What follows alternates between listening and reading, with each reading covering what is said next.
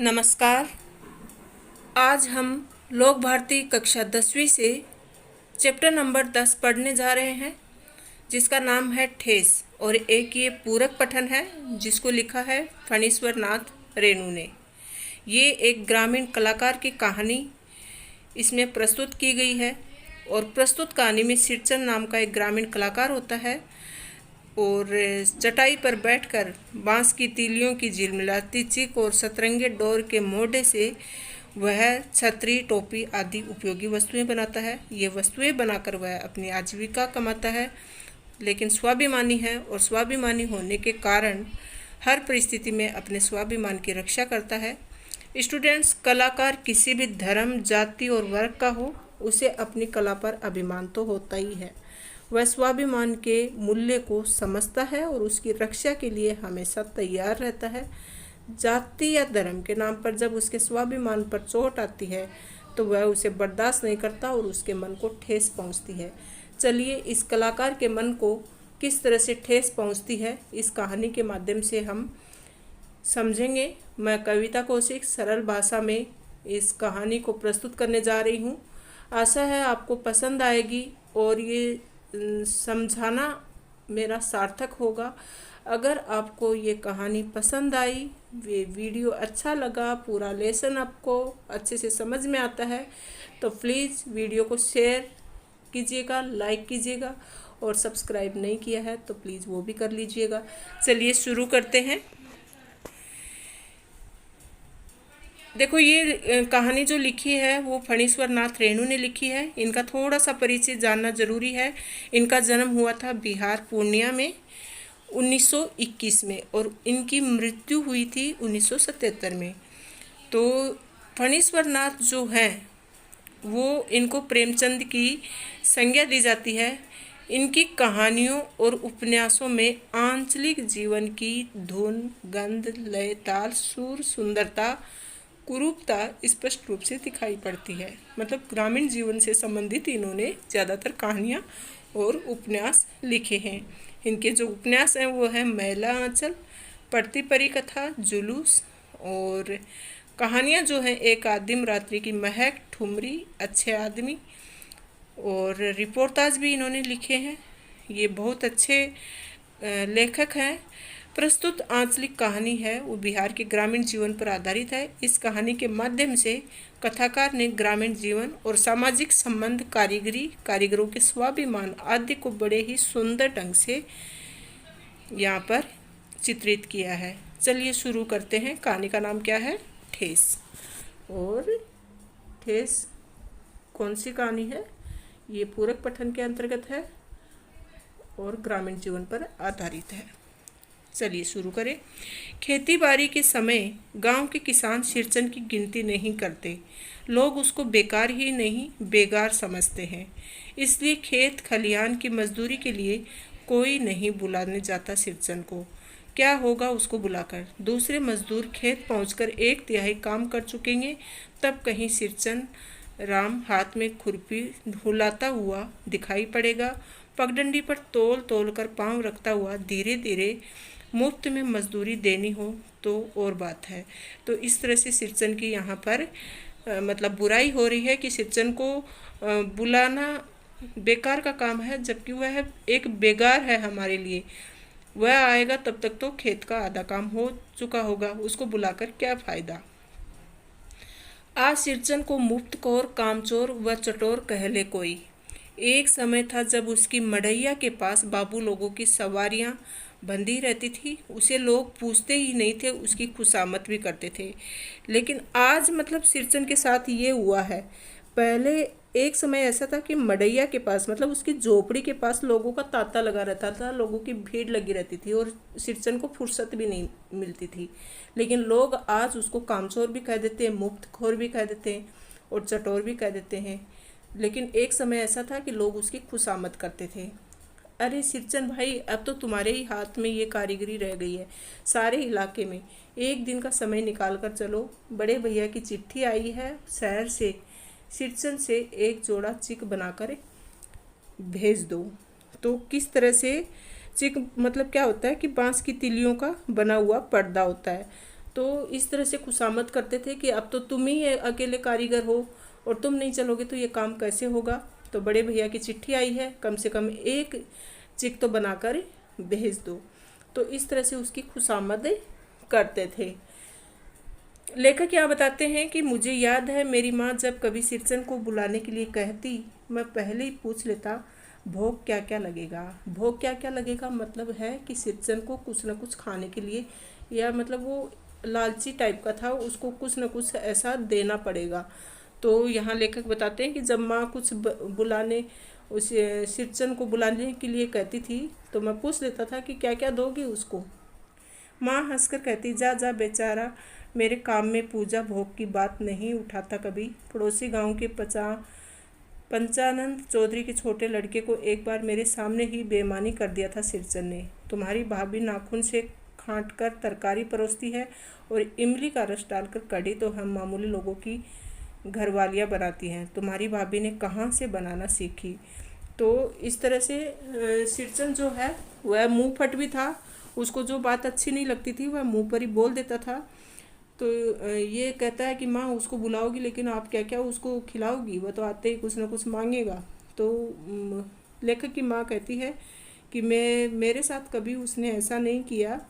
जबकि पंचानंद चौधरी के छोटे लड़के को मतलब उसकी माँ के सामने ही उसकी बेइज्जती करती थी और ये कहा था कि तुम्हारी भाभी नाखून से खांट कर तरकारी परोसती है और इमली का रस डालकर कढ़ी तो हम मामूली लोगों की घरवालियाँ बनाती हैं। तुम्हारी भाभी ने कहाँ से बनाना सीखी है।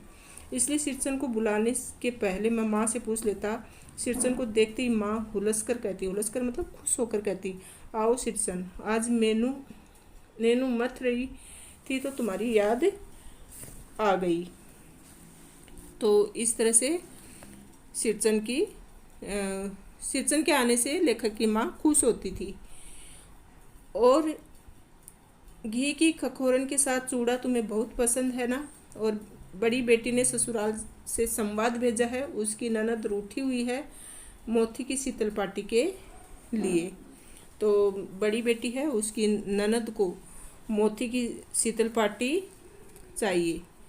तो मोती क्या होता है, एक घास होता है, और शीतल पाटी क्या होती है, एक चटाई होती है। तो उस घास की बनाई हुई चटाई चाहिए मेरी बेटी की ननद को। तो तुम्हारी याद आई, मुझे तुमसे ये बनवाना है।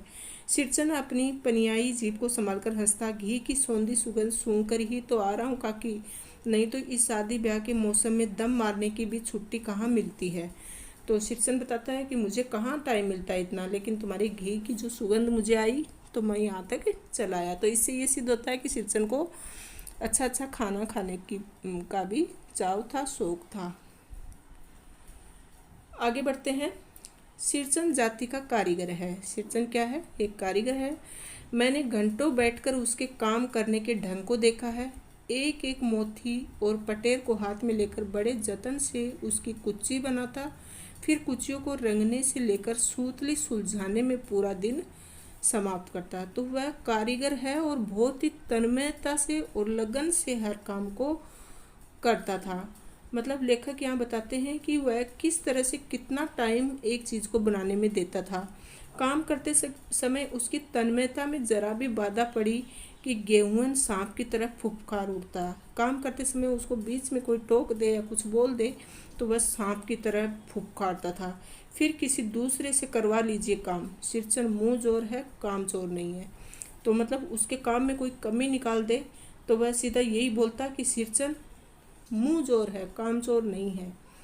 तो इस तरह से वह फटकार देता। बिना मजदूरी के पेट भर भात पर काम करने वाला कारीगर। दूध में कोई मिठाई न मिले तो कोई बात नहीं, किंतु बात में जरा भी झाला ये नहीं बर्दाश्त कर सकता। मतलब खाने में थोड़ी कमी रह जाए तो वह बर्दाश्त कर लेगा, लेकिन अगर उसके काम में कोई भी कमी निकाल दे ये उसको बिल्कुल बर्दाश्त नहीं होता था। इसके लिए बताया ना लेखक ने कि हर कारीगर को अपनी कला पर अभिमान होता है और फिर स्वाभिमान को ही वह सब कुछ समझता है। इसके लिए उसके स्वाभिमान पर कभी भी चोट लगती है तो उसे वह बर्दाश्त नहीं कर पाता है। तो ये सिरचन के साथ भी था। सिरचन को लोग चटोर भी समझते थे। चटोर मतलब जो खाने पीने का शौकीन हो। तली बघारी हुई तरकारी, दही की कढ़ी, मलाई वाला दूध, इन सब का प्रबंध पहले कर लो, तब सिरचन को बुलाओ। धूम हिलाता हुआ हाजिर हो जाएगा। तो आते ही मतलब सिरचन को अच्छा अच्छा खाने के लिए चाहिए। तो ये सब का प्रबंध मतलब किस चीज़ का शौक था, ये आपको पूछा जा सकता है एक पैराग्राफ के माध्यम से। तो बघारी हुई तरकारी, दही की कढ़ी, मलाई वाला दूध, इन सब का प्रबंध उसके लिए करना ही पड़ता था। खाने पीने में चिकनाई की कमी हुई कि काम की सारी चिकनाई खत्म, काम अधूरा रखकर उठ खड़ा होगा। आज तो अब अध कपाली दर्द से माथा टनटना रहा है। अगर उसको खाने पीने में उसके हिसाब से नहीं मिला तो उसके कई बहाने शुरू हो जाते हैं कि मेरा आधा कपाली मतलब आधा सिर दुखना शुरू हो जाता है उसका। थोड़ा सा रह गया है, किसी दिन आकर पूरा कर दूंगा, फिर वह काम भी नहीं करेगा और बहाने लेकर चला जाएगा कि ये थोड़ा सा रह गया है, मेरा सिर दर्द हो रहा है, अब मैं कल करूँगा। किसी दिन माने कभी नहीं, और उसका वो दिन दूसरा दिन कभी नहीं आता था। तो इसके लिए उसको कभी भी बुलाना हो काम के लिए तो उसकी इतनी खुशामद करनी पड़ती थी कि वह खुश हो जाए और काम करके दे दे। मोथी घास और पटरे की रंगीन शीतल पाटी क्या होती है? बैठने का आसन होता है, चटाई जिसको बोलते हैं। और मोथी घास मतलब एक घास का प्रकार है जिससे वो चटाई बनती है। बांस की तीलियों की झिलमिलाती चिक जो कि मैंने आपको बताया था कि बांस की तीलियों का बना हुआ पर्दा होता है। सतरंगे डोर की मोढ़े, भूसी चुनी रखने के लिए मूंज की रस्सी के बड़े बड़े जाले, हलवाओं के लिए ताल के सूखे पत्तों की छतरी टोपी, इसी तरह के बहुत से काम हैं जिन्हें सिरचन के सिवा गांव में कोई नहीं जानता। तो ये सारे काम सिरचन ही करता था। क्या क्या करता था? शीतल पाटी बनाता था, बांस की तीलियों की चिक बनाता था, मोढ़े बनाता था, और मूंज की रस्सी के बड़े बड़े जाले बनाता था, और हलवाओं के लिए ताल के सूखे पत्तों की छतरी टोपी। ये सब काम सिर्फ सिरचन ही जानता था।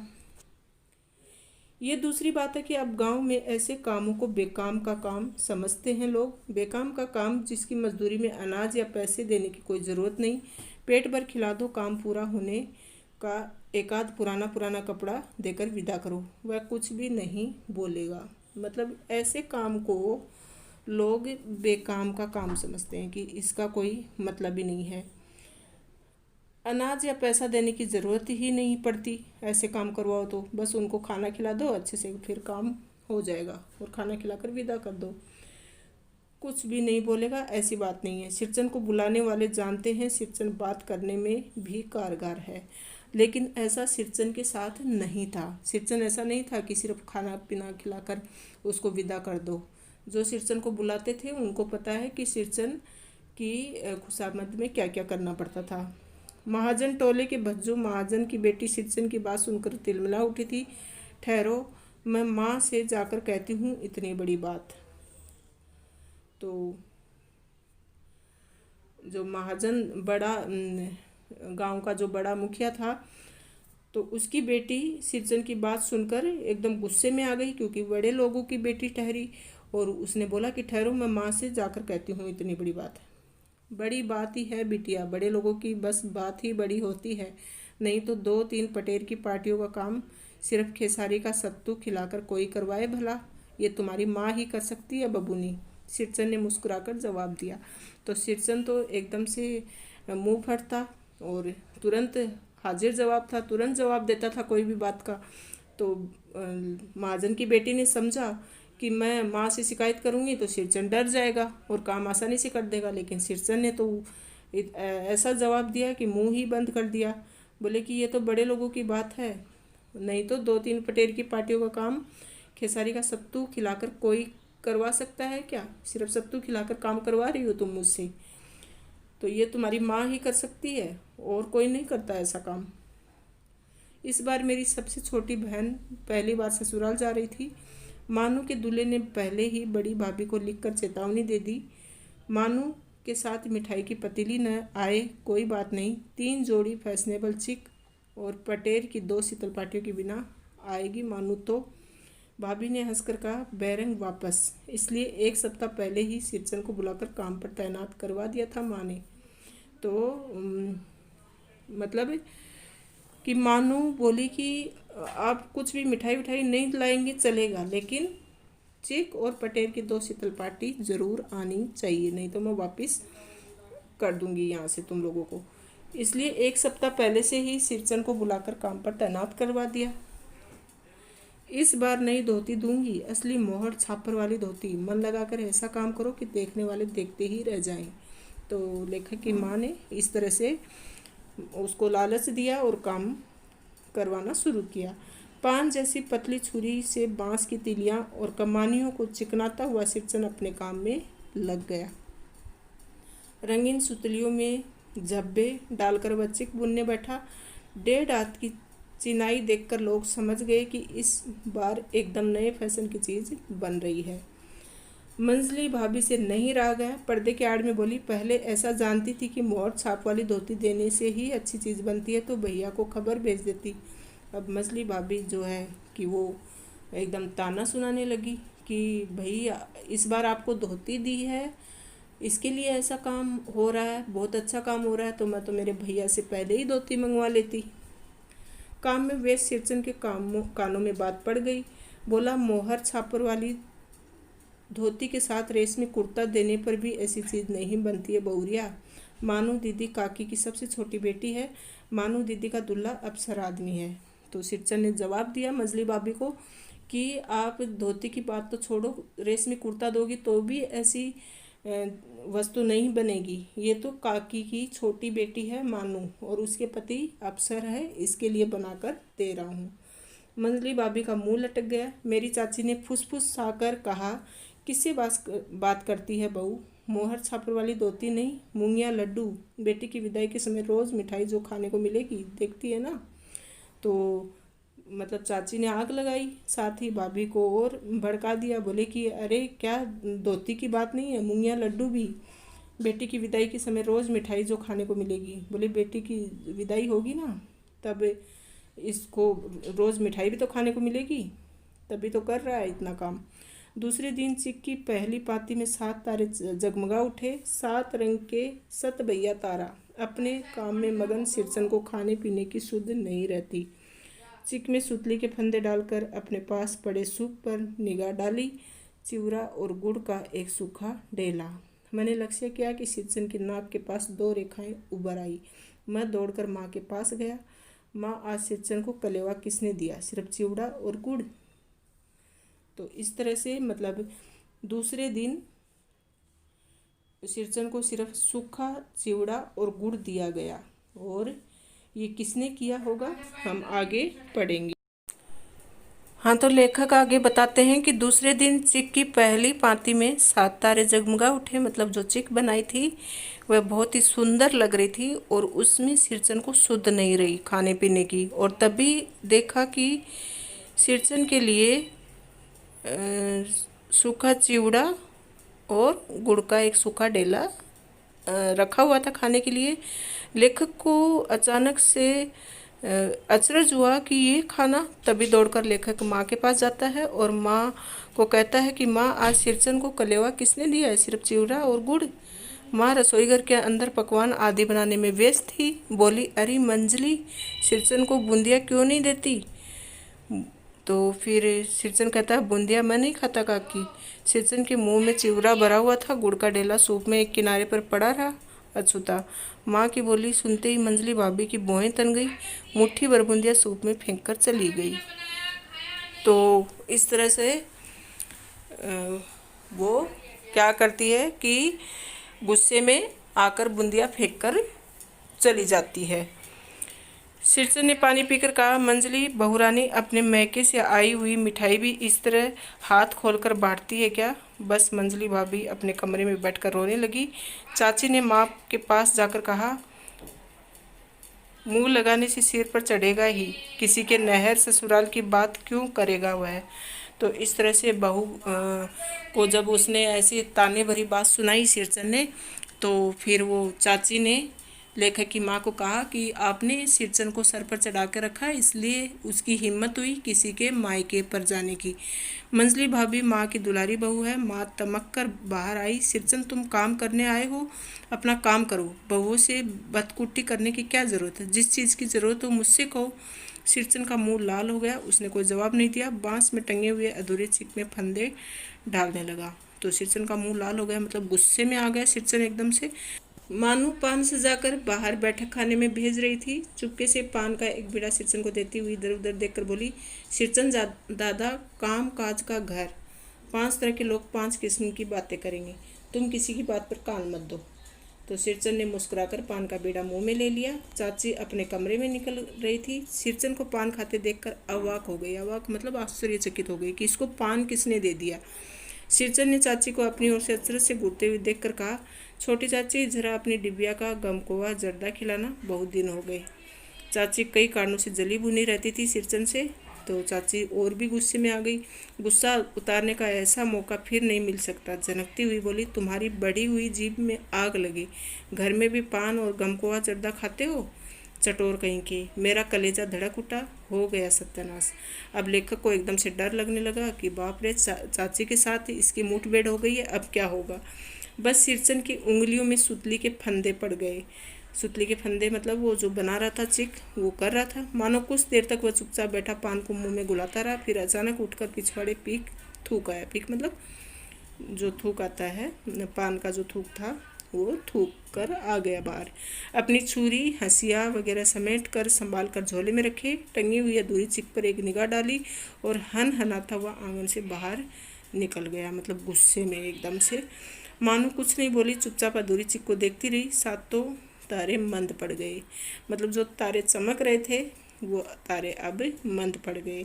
माँ बोली, जाने दे बेटी, जी छोटा मत कर, मानो मेले से खरीद कर भेज दूंगी।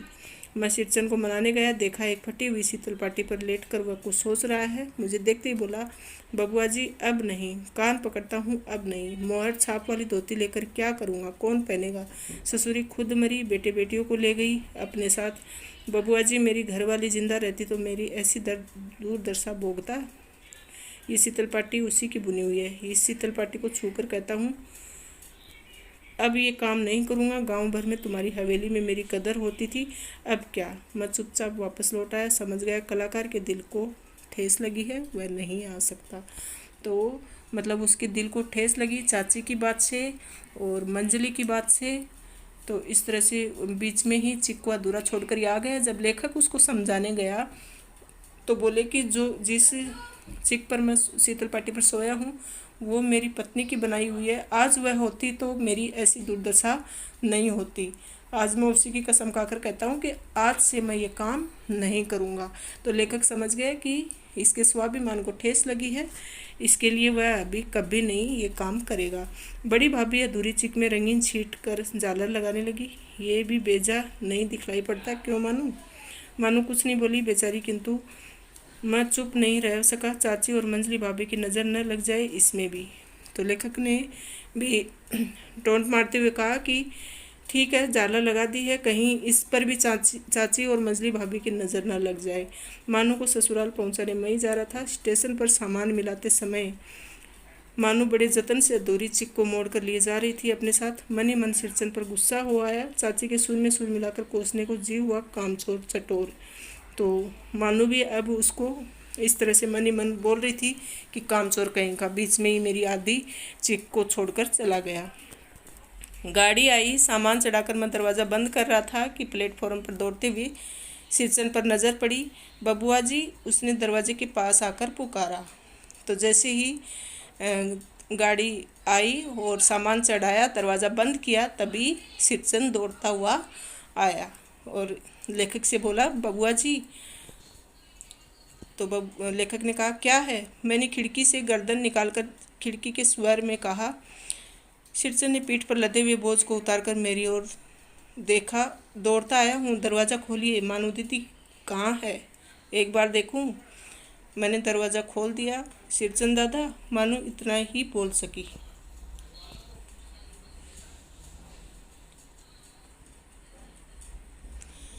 खिड़की के पास खड़े होकर सिरचन ने हकलाते हुए कहा, ये मेरी ओर से है, सब चीज़ें हैं दीदी। शीतल पाटी, चिक और एक जोड़ी आसनी कुश की। गाड़ी चल दी। मानू मोहर वाली छाप वाली धोती का दाम निकाल कर देने लगी। सिरचन ने जीभ को दांत से काटकर दोनों हाथ जोड़ लिए। तो किस तरह से, मतलब वो स्वाभिमानी तो था, उसके दिल को चोट तो लगी थी, लेकिन दिल का बुरा नहीं था। मानू के लिए अपनी मेहनत से शीतल पाटी भी बना कर लाया, चिक भी बना कर लाया और एक आसन भी बना कर लाया। और जब मानू पैसे देने लगी तो उसने जीभ को दांतों से काट कर दोनों हाथ जोड़ लिए, मतलब अचरज दिखाया कि मैं आपके पैसे लूँगा। मानू फूट फूट कर रो रही थी। मैं बंडल को खोल कर देखने लगा। ऐसी कारीगरी, ऐसी बारीकी, रंगीन सुतलियों के फंदों का ऐसा काम पहली बार देख रहा था। तो लेखक भी ये सब देखकर अवाक रह गया कि इसकी ऐसी बारीकी से काम करने की कला को सलाम किया।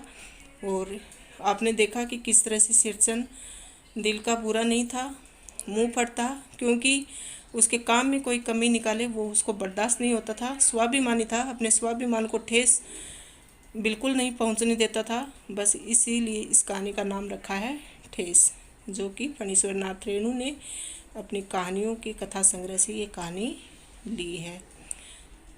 थैंक यू स्टूडेंट्स, आपको अच्छे से ये कहानी समझ में आई होगी। और इस कहानी से आपको क्या सीख मिलती है ज़रूर कमेंट बॉक्स में लिखिएगा। इसके प्रश्न उत्तर हम अगले वीडियो में करेंगे। Thank you.